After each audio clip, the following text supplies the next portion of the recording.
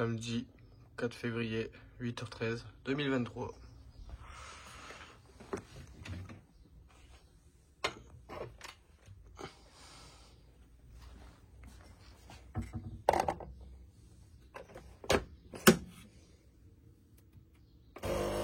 On commence par un petit café. Salut tout le monde, c'est Dams et aujourd'hui on se retrouve pour une nouvelle vidéo sur la 406 et pas devant une tasse Choki pour prendre le café bien sûr. Et aujourd'hui on va faire le moyeu arrière de la voiture, les plaquettes de frein à la vidange. Ça sera peut-être en plusieurs parties la vidéo, mais la grosse révision sur la 406 arrive pour le contrôle technique. Allez, c'est parti. Bon, on va commencer, hein. Je prends un petit café dès le matin. Et après on attaque la 406, parce qu'il y a du taf, il y a une bonne journée de travail. Surtout avec le moyeu arrière. Le moyeu arrière que je vais en chier pour changer, j'ai déjà changé à côté. Mais là en plus je vais le faire en vidéo pour vous expliquer. Donc ça va être un petit peu lent, un petit peu chiant. Mais c'est pour vous que je fais ça. Et surtout que si ça peut vous aider, eh ben c'est bien, c'est nickel. Let's go. Bon, là on est bien. Alors, toutes les pièces pour l'ABS, donc le flasque, le moyeu de roue. Alors, le moyeu de roue, comment je l'ouvre déjà? Ouais, une main c'est pas évident. Le moyeu de roue, ça c'est l'écrou du moyeu de roue. Ça c'est le capteur ABS. Hop. Donc ça pour l'ABS. Ensuite pour la révision, les deux balais d'essuie-glace, les filtres à huile, à gasoil, à air. Bon, bref, vous avez compris. L'huile, bon, c'est de la 1040 à récolte chez Capteur Cash, hein. Pas se mentir, c'est pas l'huile de fou.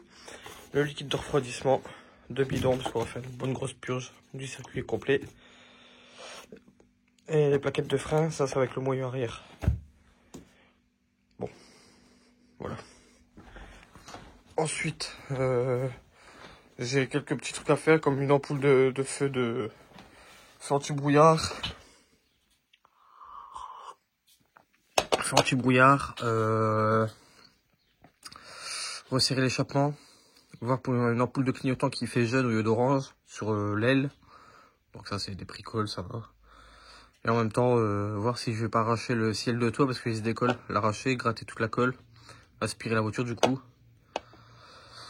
Et bah voilà quoi, il y a un peu de taf. Donc c'est des vidéos qui seront en 3-4 parties. Et ça sera les vidéos, bon, comme titre, qu'est-ce que je vais mettre? Préparation de la 406 au contrôle technique. Voilà, voilà. Allez, je finis mon café et on commence sur le moyeu. Je vais pas vous faire plus attendre hein, quand même. Allez, let's go, on va commencer par ouvrir le petit coffre. Bon bah voilà, j'ai un peu tout mon équipement là. Hop, tac, tac. Bon, ça c'est pour chauffer des pièces. Le petit cric. Ça c'est un bidon d'eau parce qu'en vrai la 406 elle tourne à l'eau et pas au liquide de refroidissement. C'est pour ça qu'on va faire une bonne purge et qu'on va bien nettoyer le circuit, etc. Et on commence par ce côté là, côté gauche, pour le moyeu arrière, avec la cible ABS. C'est parti. On commence par retirer le rouge lever. Je vais pas tout filmer ce que je fais parce qu'une main c'est compliqué. Là on va débloquer les goujons. Une fois débloqué, on va mettre le cric, je vais soulever, chandelle. Une fois que c'est fait, je vous reprends pour juste enlever les goujons à la main, retirer la roue et regarder déjà un peu les plaquettes de frein, etc. C'est parti. Bon là c'est good. Donc j'ai laissé le cric, la chandelle, double protection. Et là juste enlever les vis. Je les avais déjà débloqués au préalable.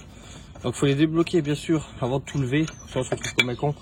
Là c'est débloqué et la roue qui tourne. Ça serait un peu bête quand même. Hop. Hop. Hop. Je vais essayer de ranger au fur et à mesure parce que moi je suis bordélique de base. Ça se peut que au fur et à mesure de la vidéo vous voyez un bordel bouchi ici. Parce que je range pas au fur et à mesure. Hop.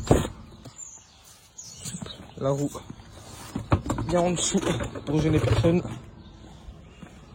Bon. Voilà. Bon les plaquettes de frein je vais pas vous mentir.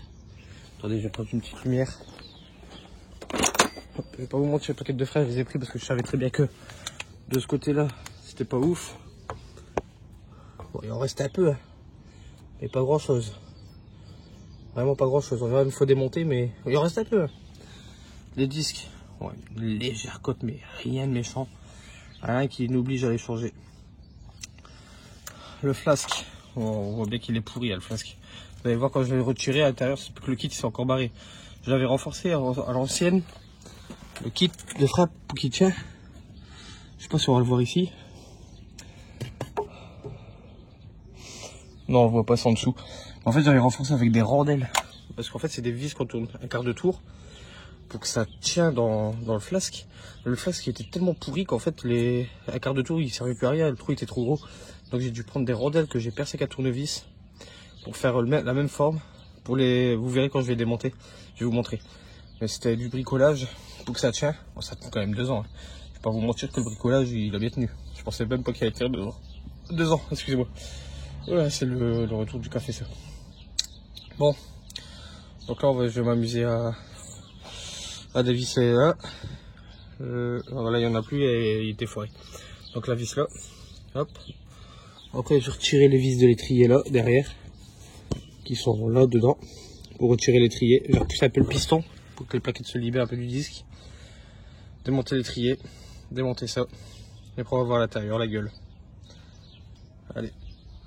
Bon bah là on a démonté le disque, l'étrier. Bon l'étrier je peux pas trop le décaler parce que c'est un tuyau rigide et j'ai pas envie de le péter. Donc les plaquettes de frein sont là. Bon, ils tiennent avec des trucs. Hein. On verra tout à l'heure.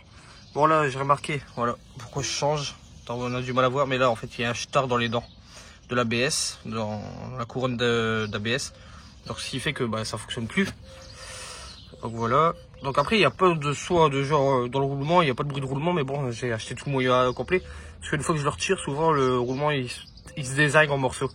Donc au début je voulais acheter que la couronne dedans. Et après j'ai acheté tous les moyeux parce que de l'autre côté la dernière fois quand on l'a changé c'était fini après, il n'y en avait plus. Donc là ce qu'on va faire c'est qu'on va retirer ça. Non on va pas retirer ça en premier. On va retirer tout le kit de frein en premier. Donc pour le kit de frein il faut tourner un quart de tour là. Un quart de tour là et normalement ça saute. Moi je vais un peu galérer vu que j'ai mis des rondelles l'autre fois. Pour que ça tienne, en fait les rondelles ils tournent avec. Donc je vais un peu galérer. Une fois que ça sera retiré ça, on pourra retirer ça. Et une fois que ça sera retiré, on pourra retirer ça. Donc pour retirer ça, je vous le montre pas en vidéo, je suis vraiment désolé mais je suis tout seul. Donc c'est un peu la merde, donc j'essaie de vous expliquer au mieux. Un quart de tour, ça saute. Prenez bien en photo comment c'est monté, parce que souvent quand ça saute, tout ça saute avec. Hein. Donc après vous avez tout en morceaux avec ce côté là et ce côté là par terre. Une fois que ça va sauter, on enlève le petit cabochon là, donc un tournevis ou un burin avec un marteau, hop, on fait sauter le capuchon. On démonte l'écrou central, moi c'est du 36 ou 38. On démonte l'écrou central que je vais galérer. Et après avec l'extracteur, je vous montrerai, je prends avec les griffes là, je visse au milieu, et avec les griffes ça va le faire sortir. Voilà, et à la fin on sortira ça. Derrière normalement il y a comme 2 rivets, il y a les vis là, qu'il faut débloquer. Plus 2 rivets où il faut mettre un rivet là, taper en fait un pointeur et taper dedans pour que les rivets sautent. Pour que ça se barre en fait. Et c'est des rivets réutilisables. Je sais pas comment ils ont fait ça mais voilà. Et après on sort le jette et on mettra le nouveau. Allez, c'est parti. Bon bah là on a bien avancé en même pas 20 minutes de temps. En vrai j'ai déjà fait un côté, je sais comment faire maintenant, mais le premier côté j'avais chié ma race une journée les gars. Et là maintenant je sais comment faire. Alors du coup, j'ai retiré l'écrou central. Donc l'écrou central c'est celui-là. Alors pour retirer celui-là, la première fois j'en avais chié. J'avais dû prendre ça. On le voit il est tordu. Ça avec ma barre de force. Et on en avait chié presque 1 heure avant de le débloquer. Là j'étais un peu plus malin cette fois-ci. Donc j'ai mis ça, ma grosse douille. Je l'ai branché j'ai clipsé à mon bras de force. Et avant de faire ça, en fait, j'ai acheté un petit chalumeau, c'est un truc de crème brûlée, mais ça fonctionne super bien. J'ai fait chauffer l'écrou au milieu. Et après, j'ai mis ma clé, mis la barre dedans, et hop, en forçant un petit peu, c'est venu tout seul. Donc ça m'a pris même pas 10 minutes, même pas 5 minutes. Et là maintenant, j'ai mis une rallonge dans le trou. Le trou, il passe nickel, franchement j'ai de la chance. J'ai bien réglé ma griffe, bien droite à peu près. Ouais, bon, Et après, en tournant, normalement, il devrait venir tout seul. Et après, bah, il va se déboîter. Donc j'avais dit d'enlever ça d'abord, mais en fait, enlever d'abord le moyeu. Une fois que le moyeu est retiré, ça vous pourrez le retirer au moins tout seul sans tout démonter. Nickel, comme ça, après vous avez juste à remettre le moyeu. Vous avez juste à retirer le... Bah, vous retirez le moyeu. Putain, je me gourde dans mes explications. Retirez le moyeu, vous retirez ça, et après il reste plus qu'à retirer ça. Bon, allez, c'est parti. Donc là, il y a juste à tourner jusqu'à temps que ça se débloque. Rien de compliqué. Je vais essayer de filmer un peu. Vous voyez, il arrive. Bon, là il s'est débloqué. C'est de le rebloquer. Voilà. Ah, fait chier. Bon, ouais, normalement il peut tourner sur lui-même, mais en fait il faut essayer de le bloquer ça. Avec un tournevis ou quelque chose comme ça. Mais là, bon, j'ai réussi à le bloquer contre ça. Bon, c'est pas trop legit de base. Hein. Pas trop legit. Mais il faut faire en sorte que. Hop, qu'il soit bloqué. Donc, pour ça, on va prendre un petit tournevis. Hop. On va essayer de le bloquer. Hop, dans ça. Voilà. Et normalement, ça vient. Ouais, c'est pas compliqué une fois qu'on a le matos. Bon, la première fois, j'avais essayé de le débloquer moi-même sans la griffe. Je vous avoue qu'à la fin, j'ai compris qu'il fallait une griffe. Et j'ai été l'acheter. Je fais ça jusqu'à temps que ça vient tout seul. Voilà. Bon, après avoir retiré une partie de mon roulement, en fait une partie, comme la dernière fois, ça m'était arrivé aussi, il est où le roulement? Là, si vous voulez, ça c'est resté dedans. C'est resté sorti, j'ai réussi à le sortir, le moyeu. Mais il manque donc la partie qui est restée bloquée. Donc la dernière fois j'en avais chié pour retirer. À mon avis là ça va être pareil.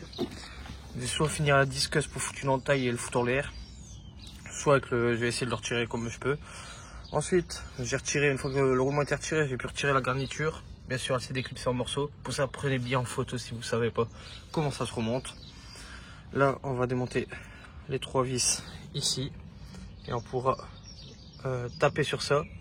Pour que ça aussi, ça sort. Et comme ça, le flasque, il dégage. Ce tas de boue là, tout pété. C'est ça que je vous disais, regardez. Si vous voulez, en fait, normalement il est censé avoir qu'une entaille. Et là ça fait une croix. En fait ça a tellement été usé au fil du temps. Elle est pourrite, c'est pourri ça. Ça c'est pourri. C'est pour ça que j'en ai acheté un nouveau. Voilà, c'est encore pire. Je sais pas si... je crois ce côté là j'ai même pas mis de rondelles. Ça tenait encore. Ou les rondelles sont encore coincées là. Ça a pas l'air. Là... Ouais, il n'y a pas l'air d'avoir de rondelles. De l'autre côté il y avait des rondelles. Bon. Allez, on est parti pour retirer ça et ça. Et après, il ne sera plus qu'à tout mettre en nouveau. Et ça va aller, sauf le roulement. Le roulement, ça va être aussi une galère pour remettre le nouveau. Parce que c'est bien serti dedans, ça passe vraiment au millimètre. Allez, c'est parti, on essaie ça. Bon, du coup, j'ai retiré le roulement avec les griffes comme je vous ai montré dans la séquence précédente. Bon, j'en ai un peu chié parce qu'en fait, venez voir. Un peu chier parce qu'il s'est désaillé comme je vous ai montré et en fait j'ai réussi avec la griffe à griffer ici pour le retirer, mais ça a été un peu compliqué parce que la griffe pour le resserrer aussi petit c'est compliqué. Ensuite, une fois que j'ai fait ça, maintenant je suis libéré ici pour le flasque. Donc j'ai retiré les 3 vis, donc il bouse. Ce qu'on va faire maintenant c'est que je vais tirer dessus et le pivoter pour le sortir de là, parce qu'après derrière il y a 2 rivets qu'on devra taper dessus. Ils sont juste là, et je sais plus où, là, et comme ça ils vont sortir en fait. Bon, allez. Hop. Tac, voilà. Donc là, bon, j'ai mon câble de frein à main, il commence à, tant que ça tient, ça va. Voilà, ça sera prévoir peut-être dans de futures années. Et donc là, du coup, là il y a les 2 petits trous. Donc là, il est caché, mais il y a celui-là là et celui-là là. Avec un petit pointeau ou un tournevis assez fin. On va taper au marteau et ça va sortir le flasque de cette partie métallique. Et après on pourra mettre le nouveau flasque. Voilà. Bon ben voilà. Alors, donc j'ai retiré le flasque. Comme je vous ai dit, j'ai tapé dans les 2 petits trous. En fait, à l'intérieur, j'ai mis le tournevis, j'ai tapé, c'est venu tout seul. C'est des petits rivets de rien du tout. Voilà, ça ressemble à ça. Ça sera à remettre sur les nouveaux, hein. Faut pas les jeter. Si vous le faites vous-même. Ensuite, alors on voit qu'il y a le capteur ABS. Normalement le capteur ABS il y a un petit étang qui dépasse. Hein. Là il y a un petit pic qui dépasse, qui doit calculer les dents en fait. avec un petit aimant, et en fait bah, il n'y est plus, il n'y a plus rien. Donc maintenant cette étape ça va être de retirer ça, de retirer celui-là, je vais en chier je pense. Et après on installe tout le nouveau kit. Voilà, le flasque il est là, bien pourri, hein. Bien pourri. Il était temps de les changer, ça doit être ceux d'origine à mon avis. Allez, ça dégage. Bon, tu peux parler, je m'en fous. J'ai dévissé la vis qui était derrière. J'en ai un peu chié. Et maintenant on va taper dessus, de toute façon il est mort. Autant taper pour le bloquer. Il va pas se retirer comme ça. Bon bref, vous avez compris, je vais taper bien fort, comme un bourrin. Et il va s'enlever. Voilà. Et après on installe tout le neuf. Bon, je suis sous la voiture, donc c'est un peu compliqué avec le téléphone. Mais bon, là j'ai déboîté le capteur ABS comme je vous ai montré. Et en fait le faisceau il va jusqu'en haut du train arrière, ici. Donc là après, juste appuyer sur ça. Clac, et déboîter. Paf. Donc c'est pour vous montrer. Donc il est au-dessus du train arrière. Vous voyez, au côté du train arrière là. Hop, hop, hop, hop, hop, hop. Au-dessus là. Et bah je vais déboîter ça. Et après, il faudra réinstaller le nouveau. On reçu clips là, qui redescend là. Qui va là-bas derrière, qui va paf, paf, paf. Jusqu'au moyeu où il y a la cible. Voilà. Et j'ai remarqué, vous avez vu, ce qu'on a changé la dernière fois, les biellettes anti-passement là, ils craquent déjà. Mais c'est la maladie dessus en vrai. Ça se fout tout le temps en l'air en quelques années. Je pense qu'on les rechangera pas tout de suite, dès qu'ils auront du jeu. Peut-être dans 2 ans. Si j'ai encore l'auto. Voilà. Bon allez. Il est fou. Donc ça c'est l'ancien. Donc là il y a le téton. Il est plus là. Il est censé avoir ça. Là, le téton a pris sur la dépendance. Oh, c'est mort, c'est cuit. Après, à part ça, tout le reste du faisceau, il était bon. Hein. Il est pas des. C'est vraiment, ouais. Je me demande si c'est d'origine. Ouais. Après, ça pourrit bien. Il y a juste ça, quoi. Vu que tout jouait dedans. Voilà. Allez, je vais installer le nouveau. Bon, je vous montre pas l'installation en vrai. Ou peut-être un petit bout, mais vite fait, quoi. Parce que si je commence à tout filmer, la vidéo elle va durer 4 heures, ça va être à live. Bon, là on a remonté le flasque. Donc le flasque, ça n'a pas été compliqué. Il y avait juste les petits rivets à retaper de ce sens-là pour que ça se renforce sur la partie métallique derrière. Remettre les 3 vis, rien de compliqué aussi. Ensuite, le roulement ça a été un peu plus chiant. En fait, le roulement, on a dû le mettre au bord, mettre la grosse douille comme ça et taper au marteau. Doucement, mais quand même un petit peu fort, mais sans être trop fort, trop brusque. Donc en fait, petit à petit, il s'enfonce jusqu'au bout, en butée quoi. Et ensuite, ensuite là, on va mettre l'écrou. On va aller chercher de la graisse. On va mettre plein de graisse là, que ça soit bien graissé. Mettre l'écrou, bien serré. Et après, on se prend pour la suite où on va commencer à remonter le reste, les garnitures, etc. Bon, donc là on a tout remonté, donc avec la douille on a bien enfoncé jusqu'à la butée, donc comme on a expliqué auparavant. On a resserré l'écrou bien fort avec une rallonge. Ensuite on a fait un petit poiteau dans le creux pour que tout simplement ça reste bloqué. Et maintenant on va juste enfoncer le petit cache quoi. Le petit cache, voilà, hop. Bon ça c'est pas grand chose, hein. Moi juste à prendre ça, taper, il faut réussir à le mettre droit, ça c'est un peu con.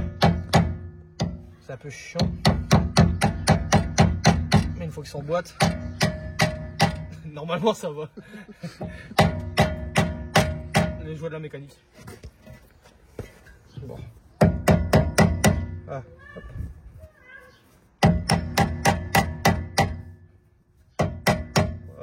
Voilà, ça s'enfonce petit à petit.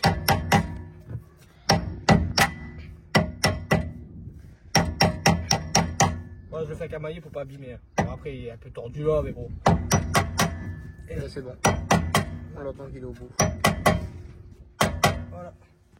Donc là il est au bout. On est bon. Bon, on va se retrouver pour la suite. Hein. Allez, parti. Bon, on a tout remonté. Donc là, on a remonté les garnitures. Bon, je montre pas, mais c'est une galère en fait. En vrai, je les ai mis. En fait, j'ai tout. Comment dire? J'ai pris cette partie-là, cette partie-là. J'ai mis ça. J'ai mis ce ressort-là. Et ça, je l'avais déjà relié au frein à main, mais pas sur ça. C'est un peu compliqué à comprendre. Après ça, je les ai tordus en deux pour essayer de les rentrer ici. Et une fois que c'était rentré, j'ai pas mis tout de suite ce ressort là. J'ai d'abord fixé un quart de tour à la vis là et la vis là. Et une fois que c'était fixé, il fallait mettre plus que ce ressort là. Donc je l'ai relié en bas. Je l'ai pince avec une pince qui pince. Je sais plus comment on appelle ça. C'est une pince autobloquante quoi.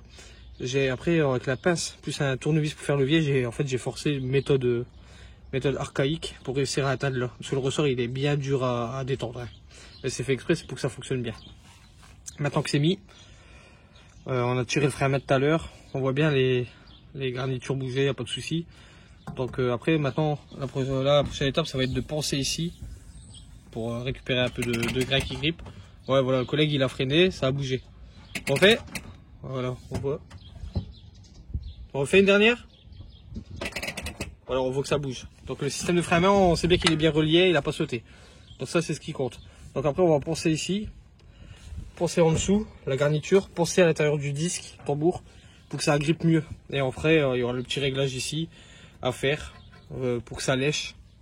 Bon, ceux qui sont dans la mécanique, ils connaissent un peu le système. Et après, une fois que ça lèche un peu le tambour, hop, on refixe le tambour avec les petites vis. On remet la roue. Ah, j'oublie, il y a l'ABS aussi à mettre. L'ABS, je vais pas le filmer, mais bon, c'est le même principe que le démontage. Vous allez relier tout en haut. Alors, on le voit pas. Mais après, vous remettez dans le C-logement. Ça va descendre jusqu'ici derrière. Et une fois qu'il est derrière, là, il y a un trou. Et hop, on renforce dedans. Et après, on verra, il y aura le petit poiteau, la petite vis BTR à visser là. Pour que ça se fixe. Et après, nickel. Et après, il ne sera plus qu'à tout remonter. Faut pas que j'oublie l'ABS, ça serait un peu con. Bon, on se retrouve une fois que l'ABS sera monté et que je fais lécher les garnitures. Et on sera à la dernière étape quoi. Après pour les plaquettes de frein, ça serait je pense une autre vidéo parce que celle-là va durer un petit moment. Et pareil la vidange. Voilà. Bon, là on a remonté l'ABS. On le voit, le petit étang qui dépasse là. En fait ça c'est l'aimant de l'ABS. De toute façon on voit tout le câblage. Il est tout neuf et il remonte en haut du train arrière, là où j'avais déclipsé l'ancien. Bon, pour le rentrer, j'ai dû taper un petit peu dessus. Parce qu'il avait du mal à rentrer après avec le taux de calamine, de rouille qu'il y a autour du rang où on l'emboîte. Donc un petit coup au maillet, pas méchant, c'est monté assez vite. Et après on visse la vis, on branche en haut du train. Voilà, on le voit pas, mais on voit tout comme monter. Hop. Et après, ici, c'est un système d'aimant et voilà, c'est monté quoi. Ensuite, une fois qu'on a fait ça, j'ai poncé les garnitures. Là, on le voit, de toute façon, c'est plus brillant, c'est mat. Poncé là, en fait, c'est pour les déglacer. Et une fois que c'est déglacé, en fait, c'est pour que ça reprend bien correctement quand vous allez remonter. Et là, pareil, il faut déglacer le disque, pareil. Une fois ceci fait, je vais passer à mon collègue. Une fois ceci fait, ce qu'il faudra faire, c'est prendre le disque. Hop. Là, on le met. On s'en fout de comment on le met juste. Hop, et là, il faudra mettre une vis. Et en tournant, voilà, ça va, ça raccroche. Bon, on entend que ça lèche. Et encore là, je peux encore resserrer un petit peu le système. Pour resserrer le système, tout simplement, il faut un tournevis. Je vais le faire tout de suite. Oh, il y en a un là. C'est pas beau ça. Et là, tournez la molette pour écarter le système. On tourne la molette. Je vais vous montrer juste pour l'exemple. On voit que ça commence à s'écarter. Et après pareil, on remet le disque. Alors je sais qu'il y a une autre méthode, mais c'est un peu emmerdant, c'est quand vraiment le disque il est monté. Hop. Voilà, il y a une autre méthode, c'est qu'il y a un trou là. Normalement il faut mettre le trou aligné à la petite molette et avec le tournevis, on le bouge. Mais ça c'est vraiment quand le disque il est fixé, vous n'avez pas envie de vous emmerder à démonter les petites vis. Là, tant que c'est démonté, on essaye comme ça quoi. Bon, faut que ça soit encore assez libre. Il faut que ça tourne et que ça se freine un peu. Après, vous inquiétez pas, une fois qu'avec le poids de la roue de la voiture, ça va tourner librement. Hein. Donc voilà. Et allez, on est parti pour le réglage, je vais remonter ça. A tout de suite. Bon, on a terminé. Bon, normalement, comme mon collègue il dit, ça doit être terminé quand tout est remonté. Mais bon, on va changer les plaquettes de frein, ça sera dans la prochaine vidéo, dans la deuxième partie. Pour la première partie, qui était le moyeu avec l'ABS, etc., on a terminé. On va dire que c'est remonté à fond, qu'il y a la roue. Bien sûr, on va le tester en roulant. On montrera une petite séquence vidéo peut-être après quand tout sera remonté. Mais là, c'est vraiment la fin. Il y aura peut-être juste une petite séquence où on voit que le voyant il est éteint et qu'on roule tranquille. Il n'y a pas de souci. Oh, sinon, j'ai remonté la petite vis de centrage. Donc le disque est bien. On le tourne. Il tourne. Il frotte bien. voyez, il fait pas 40 000 tours. De toute façon, après, ça va se roder et automatiquement, ça va perdre un peu de garniture, ça va se libérer, vous inquiétez pas. Il n'y a pas de souci, faut pas non plus que ça soit bloqué quoi à la main. Faut qu'à la main, vous y arrivez. Moi, j'y arrive un peu en forçant à une main, mais j'y arrive à le tourner. C'est que ça va rouler nickel. Il n'y a pas de souci, que le frein à main, il va bien serrer. Donc voilà, sur ce, j'espère que cette vidéo vous a plu. Si elle vous a plu, ben, n'hésitez pas à prendre la deuxième partie de la vidéo qui sera sur les plaquettes de frein.